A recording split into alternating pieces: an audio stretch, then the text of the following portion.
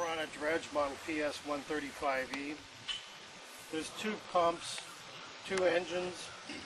This is the agitator pump. It provides high pressure water jets to slurry the sediment. And this is the slurry pump that then draws the sediment and delivers it on to its destination. When you get the unit, it's fully assembled like this. The hoses are not attached, of course, but it's fully assembled, ready to go. The first thing that you need to do is to put oil in the crankcases in both engines, and consult with the engine owner's manual that comes with the unit to advise you on the type of oil and how much. But that is the very first thing that you have to do. The crankcases are empty when you receive the unit, and you must put oil in the engines before you do anything else. And these are four-stroke engines. You're not putting oil in the gas. It's not a gas-oil mixture. You're putting oil in the crankcase just like you would in your automobile. Once you've done that and you've fueled up the engines, and again, consult the owner's manual as to what type of gas to use, but basically it's just unleaded gas. Get your hoses plugged in and ready to go, and before you start dredging, you have to put water in both pumps, and this provides cooling for the mechanical seal. The mechanical seal is what seals the shaft that comes from the engine and goes inside into the pump that turns the impeller. There's a mechanical seal around that shaft, and that seal requires water for cooling and for lubrication. If you run this engine without putting water in the pump case first, you're going to ruin your seal. And it's simply a matter of taking the plug out of the top of the pump, and both pumps have plugs.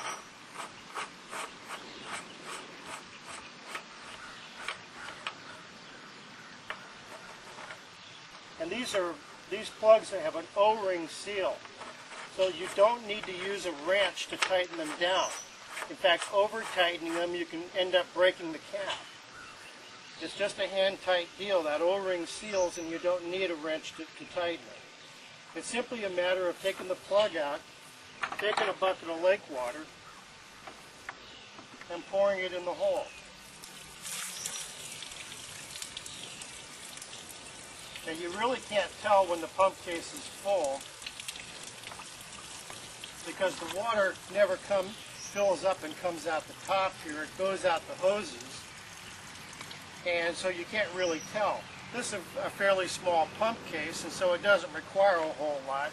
So I just take a good bucket of water, pour it in there. Again, you can't really tell when it's full, but you can't overfill them, so just, pour plenty of water in there to make yourself satisfied that there's going to be water standing in the pump case. PS135 is a 3-inch discharge dredge. It has a 3-inch intake and 3-inch discharge. This is the agitator pump hose. This is the output of the agitator pump. It's high pressure water that is providing the water for the water jets. That we provide is a 20-foot hose with a 16-foot wand.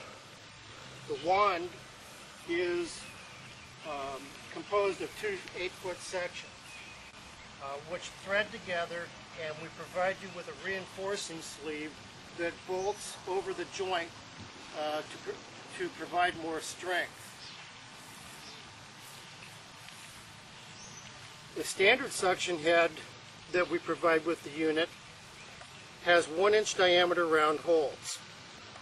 This is a safe head to use in that the pump itself will pass 1.5-inch diameter spherical solids, which is just a little bit less in diameter than a golf ball.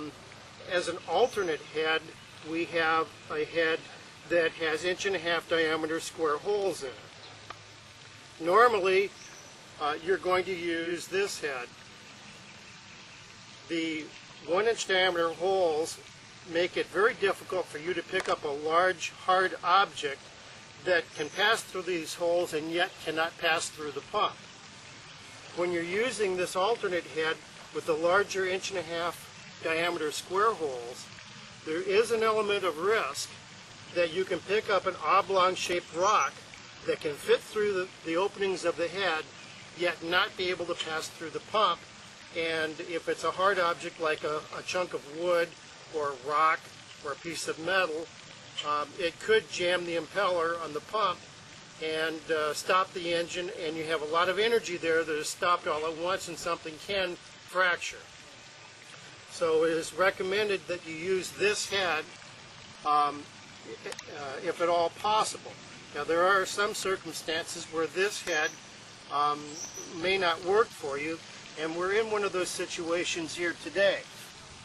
The situation we're in today is that we have a pond here that happens to have a lot of freshwater clams in it.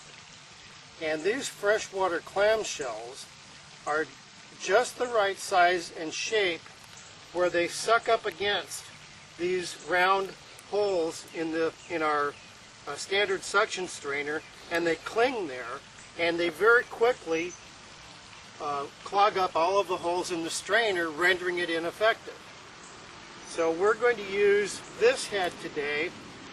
Most of these clam shells are going to pass on through. These clam shells cannot harm the pump, and it's going to be very difficult for these shells to collect and starve our intake like they do with this head. The floats that we provide you are intended to take the payload out of the hose so that the operator with the wand in his hand is not having to work very hard.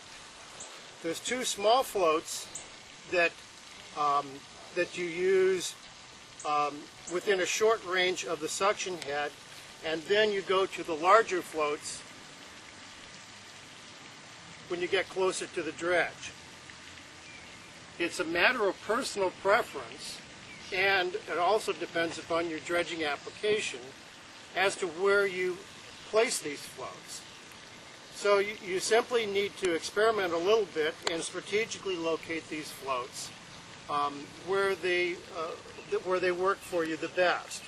In this case, I'm going to have a float very close to this head because I want this float to take most of the weight of this head,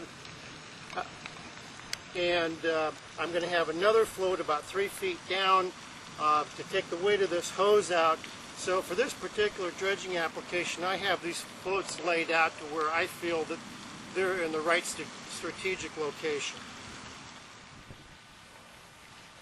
On the discharge, we have 75 feet of non-collapsible hose in this particular situation. You notice that I have quite a few floats on the discharge to make it float in the water. Once we start pumping through it, that hose is going to get heavy, and it's going to want to go straight to the bottom and be kind of an anchor down there. So I have enough floats attached here. Normally about 3 floats in a 25-foot section of hose is plenty of flotation to float your hose.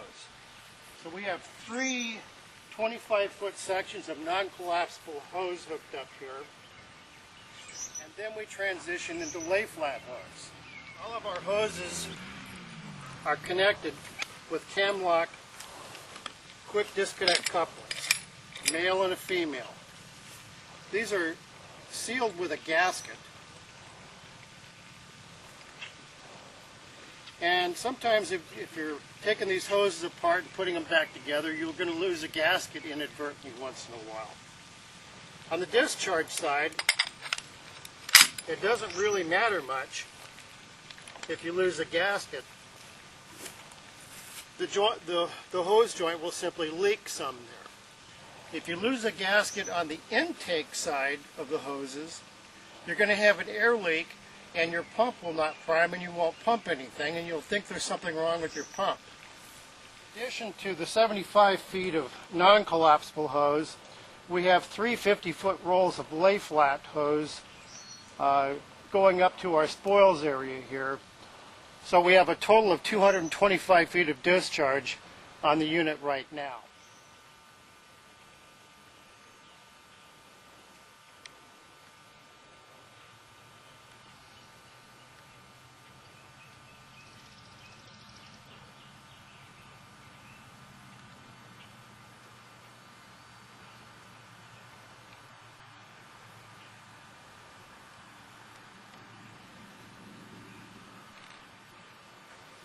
we've dug a small spoils area here.